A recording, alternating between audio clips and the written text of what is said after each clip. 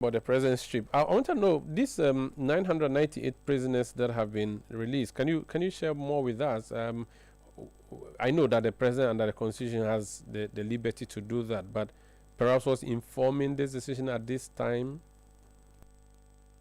Well, I think that the press statement is self-explanatory. It is a pretty straightforward issue. There are people who are in prison who have been there for quite some time. Some of them are first-time offenders. Others are critically ill. There are some who are elderly and aged, and therefore clearly are not in a position to be serving sentences. There are nursing mothers, and there are some too whose cases have been the subject of petitions to the president to show mercy in their case. So these are the things that form the basis for the compilation of the list of persons to be granted amnesty. Your statement doesn't include a list of names, but are there notable names on there that you could share with us? Well, normally it is the prison service that would submit the list for consideration and give a justification for each. So if they are minded, they can't release the list. But as you can imagine, almost 1,000 names will be a bit unwieldy to publish. But as I speak, I am not aware of the specific names in question. That is something that the prison service can, as it were, make public. Any assurance that this is not political, i.e., you are not trying to free people who belong to your party who may have been in custody? Because, of course, in the coming, these are conversations that will come up. No, not at all. As we are aware, there's a routine activity that is done almost every year by the president. But it's an activity that is often done as part of the Republic Day commemoration. But there's no political consideration. It is purely based on merit, as is canvassed by the Prisons Service Council. And as the statement rightly notes in its opening paragraph, it is the Prison Service Council that makes the recommendation, because they are the ones who superintend the individuals who are in their various prisons and are in a position to tell who has been of good behavior and whose condition needs to be considered for such amnesty. Okay, now basically before Akufo-Addo left office as president, we saw a statement suggesting he had pardoned some persons, including the CEO of the defunct Capital Bank. The government at the time came out to debunk that particular claim. Is it something that you inherited as a government that you are continuing with, considering that it's a prison service that made the request to you, or this is a fresh list, not necessarily connected to... The statement is pretty clear. That is a recommendation made by the Prison Service Council. So there's nothing like inheriting any list. Oh, okay. The earlier statement I was reading before you joined us had to do with the president traveling to Japan and Singapore. Can you shed more light on it, about this travel, what we seek to gain as a country with this trip? Well, again, that statement is also quite pretty straightforward. You know about the TECAD conferences that are held annually by the Japanese government. It is a conference that the Japanese government convenes to discuss African development and what role the Japanese government can play to facilitate that. And it is attended by quite a number of African heads of state.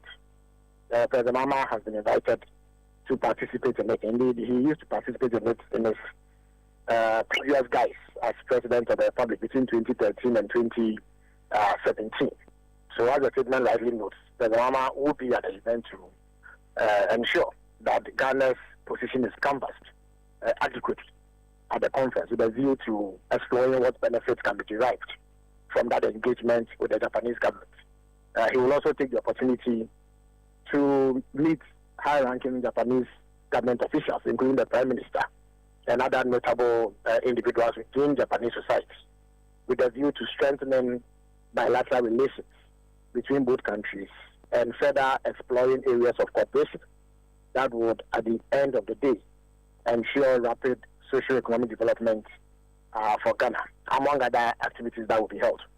Then there's the state visit to Singapore, which also seeks to deepen bilateral relations between the two countries and how it can be moved forward. There too, the president will meet with Singaporean leaders, including the Prime Minister and other notable figures in that society, to shape the relationship between the two countries going forward. Okay. It appears we are looking east. Does it mean we are abandoning the West? And while you answer that, who are some of the persons in this delegation that the president is going with? Well, first of all, there's myself, the Minister for Trade, Minister for Foreign Affairs, and other high-ranking government officials. Again, Ghana's position has been clear from the very period that we gained independence, and it was articulated clearly by our first president, Kwakye, where he made it clear that we don't look east or west, we look forward. We have a non-aligned policy when it comes to international diplomacy and foreign relations, and therefore we are open to cooperation with all countries that are friendly towards us and who have a role to play in our development. And that is precisely what has guided our foreign policy up to date. So we are not abandoning any bloc. We are only seeking to strengthen relationships that exist between us and other countries whose cooperation over the years has been beneficial to us. We have also seen a communication on social media by a member of parliament for Old Tafo, the Honorable Eko Vincent Safari, former deputy minister. He's saying that the president has traveled using private jets all the way to Japan and Singapore, and even did a calculation and told us how much as a state will be losing. Has that come to your attention, and what's your comment on that? Well, clearly, the MP in question is dabbling in a mediocre attempt at propaganda. He does not have any facts. He is just wasting everybody's time with claims that are false. President Mahama has not traveled by private jet. President Mahama traveled to Japan via Emirates. And it is something that you can check. It is not a secret or anything. So anybody who tells you otherwise is simply peddling falsehood. The member of parliament has put that post up and even shared some other details, including the costs, the flight that he said departed, and all of that. You're suggesting that all these claims are not true. So he said the private jet, and he's to be honest with you, I'm actually surprised that you're even asking me, because the fact is that when you read that statement, you see that it does not make any kind of sense at all. Yesterday, I'm sure your station covered the Thanksgiving service for Dr. Edward Omanebuama, who was buried over the weekend. You saw that as of 10 a.m., the president was at that service. He left the place sometime around midday. Yesterday's MP claims that this flight in question left at 7:30 a.m. So how did the president emerge at Dr. Omanebuama's Thanksgiving service 3 clear hours after this MP claims that the jet that he was traveling in has taken off? So it is a complete waste of everybody's time. It's a symbolic effort at propaganda, which has badly backfired. And you see, parliamentary oversight is an extremely serious activity. It is engaged in by the most meticulous and serious minds that we have in parliament. It is not a place of anybody to get up and purport to be doing parliamentary scrutiny, only to end up wasting everybody's time with claims that have no factual basis, that do not make any kind of sense. President Mahama is not minded to waste the taxpayers' money.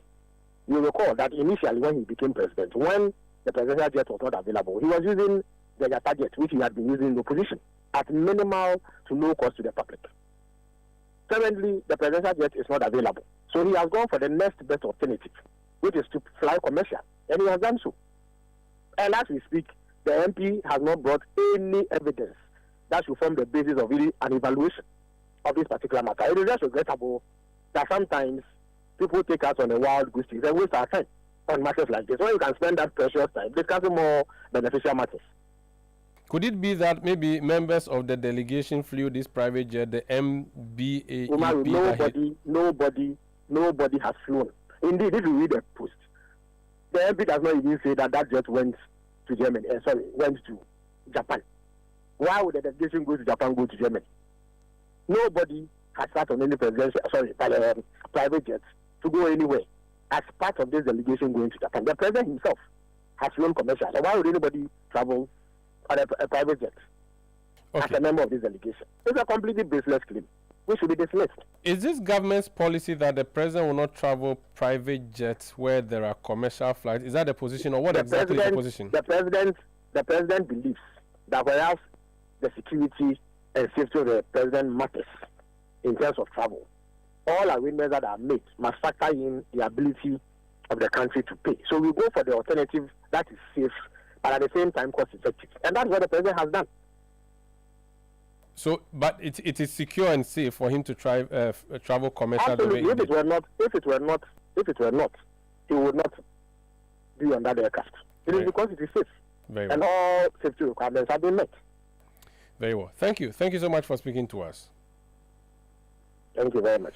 That's Felix Kwakye Ofosu. He's Minister for Government Communication, or Minister of State in charge of Government Communication and MP. Let me speak to his colleague for Old Tafo in Parliament.